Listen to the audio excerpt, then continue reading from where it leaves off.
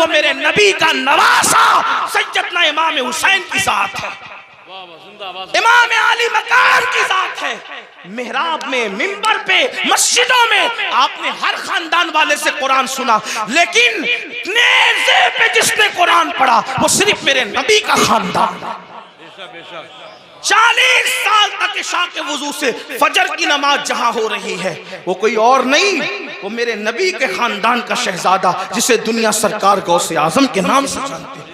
70 साल तक कभी ना सोकर रात और दिन जागकर इबादत करने वाला, 90 लाख को कलमा पढ़ाने वाला वो किसी और खानदान में नहीं मिलेगा, वो मेरे नबी के खानदान में है, जिसको मोइनुद्दीन अजमेरी गरीब नवाज कहा जाता है। जब जिक्र करते हैं तो आप इतनी कसरत से करते हैं कि आपके जिक्र को सुनकर परिंदे भी जाकिर हो जाते हैं।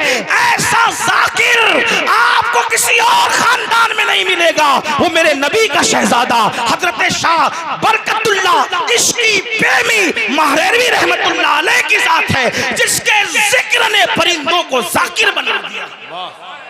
ये खानदान नबूवत का अमल है। इमाम ज़ैनुल आबिदीन का नाम ज़ैनुल आबिदीन नहीं है, बल्कि उनका नाम है अली इब्न हुसैन। ज़ैनुल आबिदीन उनका लक़ब है, लक़ब। और ज़ैनुल आबिदीन क्यों कहते हैं? क्योंकि रोज़ाना तकरीबन 300 रकअत और कभी 700 रकअत नफिल नमाज पढ़ते थे।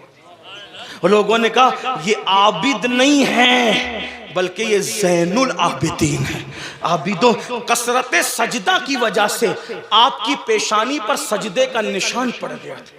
एक तो ये कि जो लोग गलत सजदा करते हैं उनकी पेशानी पे निशान आता है, और एक तो ये जो कसरत से सजदा करते हैं उनकी पेशानी पर भी निशान आ जाता है। लेकिन कितनी 300 रकअत के बाद, 700 रकअत के बाद, और मैं जहां से पढ़ रहा हूं इसको मेरे इमाम अहले सुन्नत ने लिखा कि आपकी पेशानी पर निशान सजदा कसरत सजदे की वजह से। आप बताएं, आप रसूलुल्लाह सल्लल्लाहु अलैहि वसल्लम के खानदान वालों का ये अमल देखें। इमाम जाफर सादिक को देखें, रोजाना पूरी रात इबादत में गुजरती। इमाम मोहम्मद बाकिर को देखें, इमाम मूसा काजिम को देखें, जिसको देखें। और हमारा हाल ये, हम कहते हैं हम तो नाम लेवाए। मैंने कहा वो खानदान के लोग थे। बल्कि एक बात आई, बात अर्ज करूं, शायद हदीस पूरी ना पढ़ सकूं क्योंकि वक्त ज्यादा हुआ, लेकिन एक बात पढ़ता हूं, शायद आपके दिल के दरीचे अल्लाह खोल दे। मगफिरत के बारे में हम बहुत बेहिस हैं, बख्शे जाएंगे मौलाना, बख्शे जाए, अल्लाह करीम है, बख्शे जाए, अल्लाह करीम है, बख्शे, बेशक अल्लाह करीम है। अल्लामा नकी अली खान इमामुल मुतकल्लिमीन लिखते हैं अपनी किताब में, अल्लाह को करीम जानकर गुनाह पे गुनाह कर रहा है ना, कि अल्लाह करीम में बख्श देगा। फरमाते हैं अल्लाह को करीम जानकर गुनाह करने वाले अल्लाह को कादिर जानकर तू जहर क्यों नहीं खाता? जब वो करीम है गुनाहों पे बख्श देगा तो कादिर भी तो है, जहर खाने पे जिंदगी भी दे सकता है। लेकिन अल्लाह को कादिर जानकर तूने कभी जहर नहीं खाया और अल्लाह को करीम जानकर गुनाह कर रहा है। अल्लाह को करीम जानने का ये मतलब नहीं कि गुनाह करके सोचे कि अल्लाह बख्श देगा। अल्लाह को करीम जानने का मतलब ये कि नेकी करके भी रो, अल्लाह मेरी नेकियां इस काबिल नहीं कि तेरी बारगाह में कबूल हो, अपने करम से कबूल फरमा ले। अल्लाह गुनाह तो गुनाह, अगर नेकी का सवाल कर ले तुम अपने अल्लाह को नेकी का जवाब नहीं दे सकते। जो इतने चैन से बैठे हैं ना मेरे भाई, जब जिस दिन एहसास होगा कि मगफिरत किस चीज का नाम है तो आपको पता चलेगा। हजरत सैयदना इमाम जाफर सादिक का जिक्र है। इमाम जाफर सादिक को लोग इतना ही जानते हैं कि हम उनकी कूड़े की न्याज करते हैं, बस इतना ही जानते। लेकिन जानते हैं ये इमाम जाफर सादिक गौसे आजम से पहले अपने दौर के गौसे आजम है। मकामे गौसियत कुबरा पर फाइज इमाम जाफर सादिक। कौन इमाम जाफर सादिक? जिनकी जूतियां इमाम आजम अबू हनीफा जैसे लोग सीधा करते थे। और इमाम आजम कहते हैं कि अगर 2 साल ना होते इमाम जाफर सादिक की सोहबत के तो नौमान हलाक हो गया होता। ये इमाम जाफर सादिक। लेकिन वो जाफर सादिक जिसकी सोहबत को इमाम आजम अपनी कुल उम्र का सरमाया कहते हैं, जब उस इमाम जाफर सादिक से लोग मुसाफा कर, हम लोगों से भी लोग करते हैं, इमाम जाफर सादिक से भी लोग मुसाफा करते थे। दाता साहब लिखते हैं कि जब इमाम जाफर सादिक से कोई मुसाफा करता था तो इमाम जाफर सादिक उसका हाथ पकड़ लेते। ध्यान देना, तवज्जो करना, गौर से सुनना और फिर सोचना इस पर कि हम कहां हैं। इमाम जाफर सादिक जिसके नसब में किसी को कोई इख्तिलाफ नहीं जी। इतना मजबूत सिलसिलतुल ज़हब है कि जाफर सादिक बेटे हैं इमाम मोहम्मद बाकिर के, वो बेटे इमाम ज़ैनुल आबिदीन के, वो बेटे इमाम हुसैन के, और वो बेटे हैं हजरत मौला अली के, और वो शौहर सैयदा फातिमा के, और वो शहजादी रसूलुल्लाह की। ये सिलसिलतुल ज़हब उनका नसबनामा है। हाँ, अब इमाम जाफर सादिक से कोई मुसाफा करने आता तो आप उसका हाथ पकड़ते और हाथ पकड़कर फरमाते वादा कर कि अगर क़यामत में तेरी बख्शिश हो गई तो तू अल्लाह की बारगाह में मेरी सिफारिश करना कि अल्लाह जाफर सादिक को बख्श दे, उसको माफ कर दे। तवज्जो करें, अगर इस स्टेज पर ये जो बड़े बड़े उलमा मुफ्तियान किराम सादात किराम बैठे हैं, मुफ्ती आफाक साहब के साहबजादे हैं और भी उलमा हैं, अगर कोई किसी आम आदमी का हाथ पकड़ के कहे कि अगर तेरी बख्शिश हो गई तो तू मेरी सिफारिश कर देना, मगफिरत मेरी करवा देना, तो वो कहेगा कि हज़रत ये कैसी बात कर रहे हैं आप लोग अल्लाह वाले लोग हैं, हम आवाम में से हैं, हमारी ना गुस्ल है सही है, ना हमारी तहारतें सही है, ना हमारे नमाज पढ़ने का तरीका आता है, आप ऐसी कैसी बात कर रहे हैं। अब जब ये मिंबर पे बैठे हुए अल्लाह वाले किसी से ये बात करें तो ताज्जुब होगा, चे जाए कि इमाम जाफर सादिक ऐसा सैयद जिसकी गुलामी इमाम आजम जैसे लोग करें, वो जो है इल्म के मामले में उन जैसा उनके दौर में कोई नहीं था, तकवे के मामले में उन जैसा कोई मुत्तकी नहीं था, इबादत के मामले में उन जैसा कोई आबिद उनके दौर में नहीं था, और वो लोगों का हाथ पकड़ के कहते वादा करो कि अगर तुम्हारी बख्शिश हो गई तो तुम मेरी सिफारिश करना, मेरी मगफिरत करवाना, मेरी सिफारिश करना, शफाअत करना। और लोग पलट के कहते इमाम आप तो सैयद हैं, सैयद आप तो सैयद आले रसूल हैं, हम आपकी क्या सिफारिश करेंगे, आपके नाना शफीउल मुज़निबीन है। तो इमाम जाफर सादिक रोते हुए जवाब देते, रोना तो यही है कि हम सैयद हैं। तवज्जो करें, कहते रोना तो यही है कि हम सैयद हैं, क्योंकि हम इस बात से डरते हैं कि हमारे नाना को हम मुंह क्या दिखाएंगे, नाना को मुंह दिखाने की हिम्मत नहीं है क़यामत के दिन। ये हाल है उनका जिनकी सियादत पर, इमामत पर, क़यादत पर, तकवा पर, ज़ुहद पर पूरी उम्मत का इत्तेफाक है, वो क़यामत के दिन से इतने लर्जा बरअंदाम है। और यहाँ जिन्हें गुस्ल भी नहीं आता, वुज़ू भी नहीं आता, जुमा की 2 रकअत पढ़ के मस्जिद से ऐसे भागते हैं जैसे स्कूल से छुट्टी होने पर स्कूल के बच्चे भागते हैं, ये हालत है। और उसके बाद हम जन्नत के ठेकेदार बने, मौलाना हम जन्नत में न जाएंगे तो कौन जाएगा, बड़ी माजरत के साथ वहां फिर देखा जाएगा कि क्या होगा, और वहां पछताने से काम नहीं चलेगा। आज ले उनकी पनाह, आज मदद मांग उनसे, फिर न मानेंगे क़यामत में अगर मान गया। आज रातों को जाय करने वालों, आज रातों को फजूल गुजारने वालों, वक्त को बर्बाद करने वालों, ये जिंदगी का कीमती सरमाया अल्लाह ने पहली और आखिरी मर्तबा दिया है। खुदा के लिए इसको जाय न करो, इसको फजूल बर्बाद ना करो, वरना मौत के बाद पछताना होगा। मौत के बाद सिवाय पछताने के कुछ हाथ नहीं आएगा, लेकिन उस दिन का पछताना अल्लाह अकबर कोई फायदा ना देगा। उसके बाद मेरे और तुम्हारे आका सल्लल्लाहु अलैहि वसल्लम फरमाते हैं कुछ लोग ऐसे होंगे अल्लाह अकबर, जब वो अपनी कब्रों से उठेंगे, ये तीसरा ग्रुप है, ये तीसरा टोला है जो अपनी कब्रों से उठेंगे, इस हालत में उठेंगे कि उनके पेट पहाड़ों की जैसे बड़े बड़े पेट होंगे, और उनके पेटों के अंदर सांप, बिच्छू और आग दहक रही होगी। साहबा ने पूछा आका वो कौन होंगे? सरकार अलैहिस्सलाम फरमाते हैं ये वो लोग होंगे जो दुनिया में ज़कात अदा नहीं करते थे, ज़कात नहीं देते थे, बड़े बड़े पहाड़ों की तरफ पेट लेकर के उठेंगे। आज लोग ज़कात भी नहीं देते पूरी पूरी, और फिर कोई पैसा लेके भाग जाता है, कोई चोरी कर ले जाता है, माल डूब जाता है, आग लग जाती है, कहते हैं हमारा नुकसान हो रहा है, नुकसान हो रहा है। याद रखना जो पूरी पूरी ज़कात अल्लाह के लिए निकाल दे, मेरे आका फरमाते हैं उसका माल अल्लाह के किले में महफूज हो जाता है, उसके माल की हिफाजत हो जाती है। फिर चौथे ग्रुप के बारे में मेरे और तुम्हारे आका सच्चे नबी सल्लल्लाहु अलैहि वसल्लम ने फरमाया कि जो चौथा ग्रुप कब्र से निकलेगा उसके मुंह से खून बह रहा होगा, और खून लेकर के वो निकलेगा। साहबा ने पूछा आका जिनके मुंह से खून बह रहा होगा वो कौन लोग होंगे? आका इरशाद फरमाते हैं जो अपने वादों को तोड़ देते थे, वादा खिलाफी करते थे, वो उनके मुंह से खून बह रहा हो। आज मैं समझता हूं कि शायद वादा खिलाफी को गुनाह भी नहीं समझते लोग, देखें, हालांकि मेरे आका अलैहिस्सलाम ने फरमाया मोमिन और मुनाफिक में फ़र्क ये है कि मोमिन जब वादा करता है तो पूरा करता है, और मुनाफिक वादा करता है उसको पूरा नहीं करता, तोड़ देता है। कितने वादे करते हैं, अल्लाह से वादा किया उसका ख्याल नहीं, पीर से वादा किया उसका ख्याल नहीं। आइए वादे की वफा के हवाले से एक हदीस सुने की रिवायत। अल्लाह अकबर। अभी ऐलान नबूवत नहीं हुआ, ऐलान नबूवत से पहले अल्लाह के रसूल अलैहिस्सलातु व तस्लीम बाजार गए। बाजार जाने के बाद अल्लाह के हबीब अलैहिस्सलाम को एक शख्स ने कहा, यहाँ रुको, मैं अभी आता हूँ। उसने कहा रुको, अभी आता हूँ। और आका ने उससे वादा कर लिया, ठीक है, जब तक तुम नहीं आओगे मैं यहीं ठहरूंगा, यहीं रुकूंगा। और उसके बाद वो शख्स गया और जा करके भूल गया कि मैं किसी से वादा करके आया हूं या वादा लेकर आया हूं कि मैं अभी आता हूं। और उसने वादा कर लिया कि ठीक है, तुम्हारे आने तक मैं रुकूंगा। फिर क्या हुआ, 3 दिन गुजर गए। 3 दिन के बाद जब वो शख्स आया तो अल्लाह के रसूल वहीं पर मौजूद थे।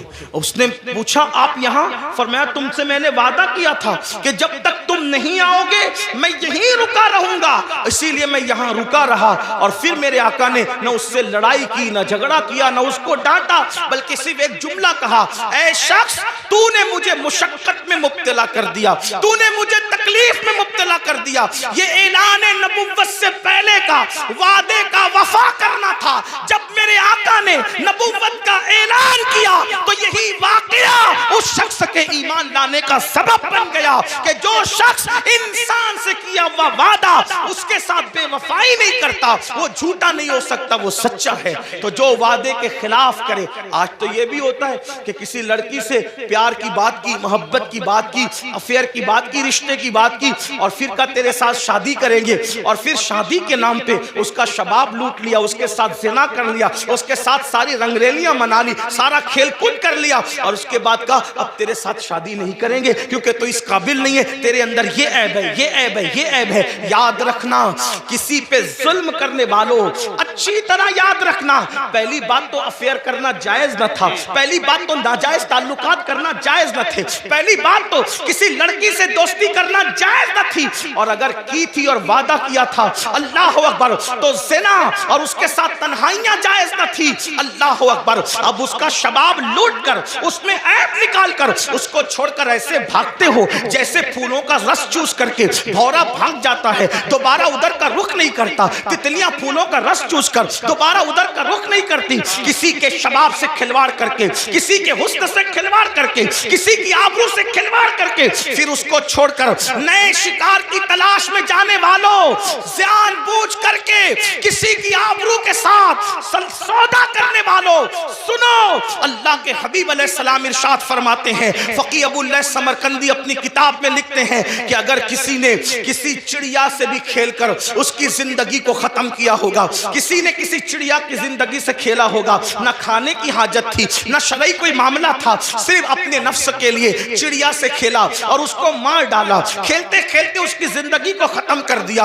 आका फरमाते हैं, वो मरी हुई चिड़िया जिसकी जिंदगी से तुमने खिलवाड़ किया था, जब कयामत का दिन होगा तो अल्लाह की अदालत में फरियाद करेगी, मौला आज अदल का दिन है, आज इंसाफ का दिन है, मौला मुझे अदल चाहिए, इस शख्स ने मेरी जिंदगी से खिलवाड़ किया था।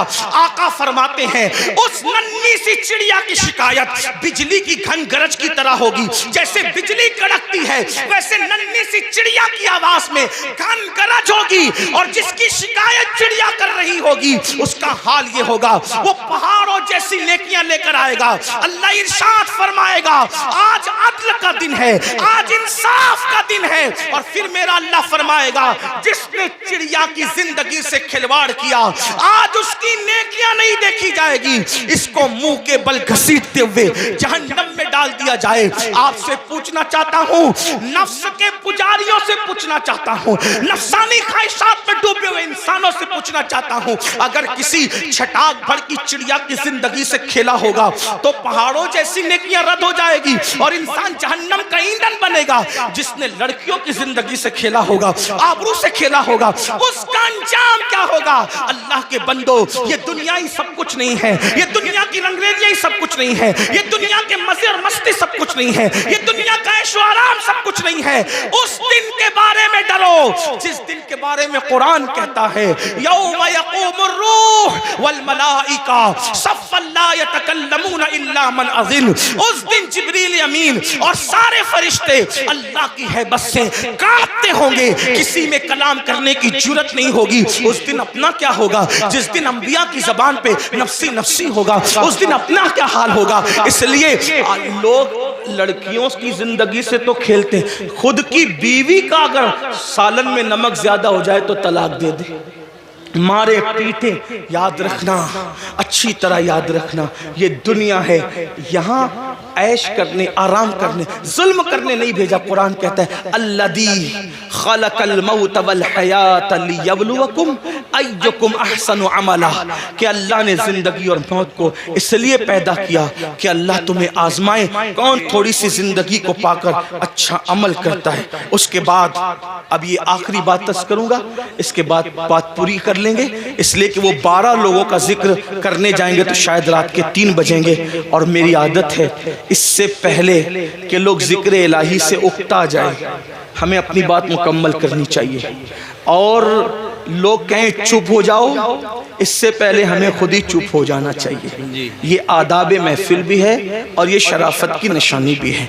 तो मैं इसी पे बात पूरी करूंगा, फिर किसी दिन मौका मिला इंशाल्लाह तो, या तो आजकल तो बयानात यूट्यूब पर आते ही रहते हैं, किसी भी जगह मुकम्मल हो जाएगी तो आप तक पहुंची जाएगी इंशाल्लाह। ये 5वीं बात है, लेकिन इसको ध्यान से सुनो, और ये आखिरी बात है आज की महफिल।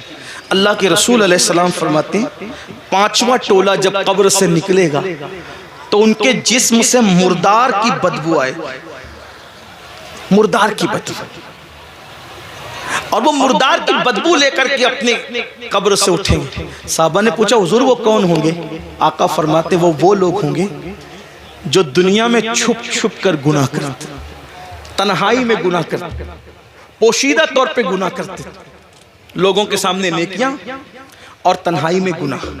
ऐसे लोगों के लिए अल्लाह फरमाता है जो लोगों के सामने नेकी करके तन्हाई में गुनाह करें, मैं उनके साथ ऐलाने जंग करता हूं। और दूसरी हदीस में आता है कि हबाअम मंसूरा की तफसीर करते हुए अल्लाह के रसूल ने खुद फरमाया, आका फरमाते हैं साहबा ने पूछा हुजूर ये हबाअम मंसूरा का मतलब क्या है कि अल्लाह उनकी नेकियों को जर्रे की तरह बिखेर देगा। तो आका फरमाते हैं जो तन्हाइयों में गुनाह करते थे अल्लाह उनकी नेकियों को ऐसे बिखेर देगा जैसे रोजोन के जर्रात होते हैं जो सिर्फ धूप में नजर आते हैं, इतने बारीक कर देगा अल्लाह, यानी इतनी बेवकूत हो जाएगी उनकी नेकियां कि अल्लाह ताला उनके जर्रे जर्रे कर देगा, उनकी नेकी कोई काम की होगी। और अल्लाह पाक उनकी नेकियों को रद्द फरमाएगा। वल आक़िबतु लिल मुत्तकीन, आखिरत तो मुत्तकियों के लिए है। इस सिलसिले में हजरत ज़ैद एक बात बयान करते, फरमाते हैं मैं कब्रिस्तान गया, जब कब्रिस्तान पहुंचा तो एक दरख्त को टेक लगाकर मैं बैठ गया, इसलिए कि मैं चाहता था कि कब्रों को देख करके इबरत हासिल करूं। ऐसे मैं टेक लगा के बैठ गया तो मैंने क्या देखा, मेरी आंख लगी, आंख लगी तो दिल की आंखें बेदार हुई। मैंने ख्वाब देखा कि लोग अपनी अपनी कब्रों से उठ रहे हैं, किसी के उजले लिबास है, किसी के मैले लिबास है, कोई कैसा है कोई कैसा है। लेकिन एक शख्स को मैंने देखा जब वो उसकी कब्र से उठा, उसकी कब्र से, तो एक आसमान से आग की चैन जंजीर आई और उसके हलक में डाली गई, और वो उसके हलक से गुजरते हुए पेट, और पेट के बाद फिर नीचे के मकाम से वो जंजीर निकल गई, और वो चीख रहा था, चिल्ला रहा था, और चीखते चिल्लाते कहता था मुझ पर ये क्या अजाब हो रहा है, क्या मैं नमाज नहीं पढ़ता था, क्या मैं रोजा नहीं रखता था, क्या मैं रमजान शरीफ के रोजे नहीं रखता था, क्या मैंने हज नहीं किया था, क्या मैंने उम्रे नहीं किए थे, क्या मैंने सदका नहीं दिया था, क्या मैंने ज़कात नहीं दी थी, क्या मैं फलां नेक काम नहीं करता था। गर्ज के वो अपनी सारी नेकियों को गिनाएगा गिनाएगा गिनाएगा, इसका मतलब वो गुनहगार नहीं था, वो नेकोकार था, इसलिए वो वहां भी नेकियों को गिनाएगा। हजरत ज़ैद कहते हैं जब वो वो अपनी नेकियों को गिना रहा था तो गैब से आवाज आई, बंदे तू सारी नेकियां करता था, लेकिन जब तू अकेले में और तन्हाई में होता था तब तू गुनाह करता था, अल्लाह से नहीं डरता था। तो जिसने तन्हाई के अंदर गुनाह किया अल्लाह ने उसकी नेकियों को ज़ाय कर दिया। आपसे पूछता हूँ अल्लाह के बंदो, नरम नरम गद्दों पे लेटकर रात की तन्हाइयों में चार दीवारी में क्या देखते हो? कौन क्या देखता है मुझे नहीं पता, लेकिन अपने आप में डूब करके सोचो, वो गंदी फिल्में, वो गंदे मनाजिर, वो गंदी तस्वीरें रिंद की रिंद रहे, हाथ से जन्नत न गई। जो तन्हाइयों में गुनाह करते हैं और लोगों के सामने नेकियां करते हैं, कब्रों से उठेंगे तो उनके बदन से मुर्दार की बदबू होगी। अल्लाह उनके साथ ऐलाने जंग करता है, उनकी नेकियों को रेत के जर्रों की तरह बिखेर दिया जाएगा। अपने आप पे रहम करो मेरे भाइयों, क़यामत के दिन कौन है अपना सिवाय मुस्तफ़ा जाने रहमत के। सबने सफ़े महशर में ललकार दिया हमको, ऐ बेकसों के आका अब तेरी दुहाई है, एक ही सहारा है। अगर गुनाह कर करके उनका दिल दुखा दिया, उनको नाराज कर दिया तो बताओ अपना क्या बनेगा। अल्लाह अकबर।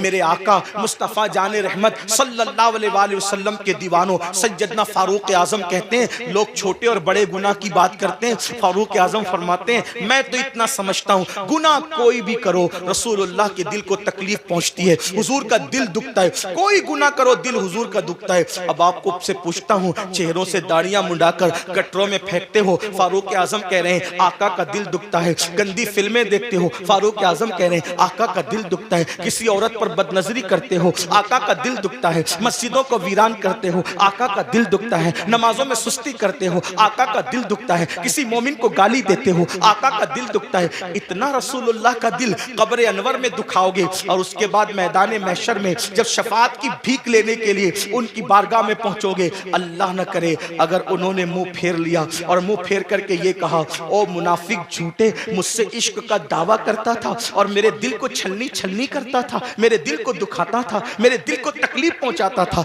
बताओ भाइयों, जब सब ने ललकार दिया होगा तो उसी आमिना के लाल का सहारा होगा, मेरे आका अलैहिस्सलातु व तस्लीम की शफाअत होगी। अगर वो भी मुंह फेर लें, हालांकि उनके करम से ऐसी उम्मीद नहीं है, लेकिन उनकी मिजाज की नजाकत बेचैन भी करती है। हजरत जिगर मुरादाबादी ने कहा था कि इस उम्मत आसी से न मुंह फेर खुदाया, नाजुक है बहुत गैरत सुल्तान मदीना। मेरे आका की गैरत बहुत नाजुक है।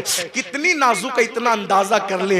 एक बार उम्मुल मोमिनीन ने अपने घर के दीवारों पे पर्दे लटका दिए तो आका अलैहिस्सलाम ने चेहरा फेर करके ये फरमाया कि हम दीवारों को कपड़े नहीं पहनाते, महबूबाए महबूबे रब्बुल आलमीन अगर दीवारों पे पर्दे लटका दे तो वहां से गैरत की वजह से चेहरा फेर लिया जाता है। इतने जराइम करके, इतने बड़े मुजरिम बनके हुजूर के दरबार में खड़े रहेंगे। अल्लाह अकबर।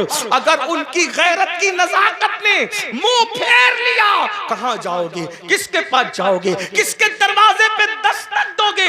इसलिए आज उनको मनाओ, आज उनको राजी करो, आज उनकी बारगाह में माफी मांगो, उनके वसीले से अल्लाह की बारगाह में तौबा करो ताकि दुनिया भी संवर जाए, आखिरत भी संवर जाए। अल्लाह पाक की बारगाह में दुआ है कि मेरा अल्लाह सबसे पहले मुझे और आप सबको अमल की तौफीक अता फरमाए। गुफ्तगू के दरमियान अगर कोई गलती हुई अल्लाह ताला मुआफ फरमाए।